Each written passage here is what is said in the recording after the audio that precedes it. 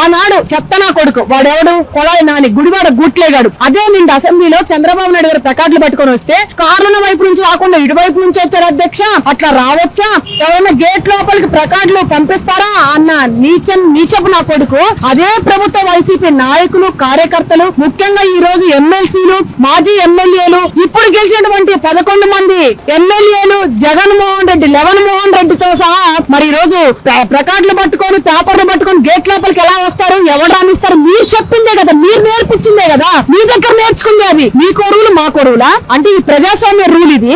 మీదైతే తాలిబాన్ల రూలా, మీకు జగన్మోహన్ రెడ్డి రూలా, మీకు రాజుల రూలా? మీరు ఏదైతే చేశారో ఈ రోజు అదే నడుస్తా ఉంది. అప్పుడు ప్రతిపక్ష నేతగా ఉన్నప్పుడు నారా చంద్రబాబు నాయుడు అయితే వెళ్ళకూడదు, ఈ రోజు మీరే తెలిపోవచ్చా? అంటే మీ ఇష్టానుసారమా? మీ అమ్మ మొగుడు జాగిరి అనుకుంటా ఉన్నావు ఇదేమన్నా, అయితే మీరేమన్నా కొనేసారు అనుకున్నావా?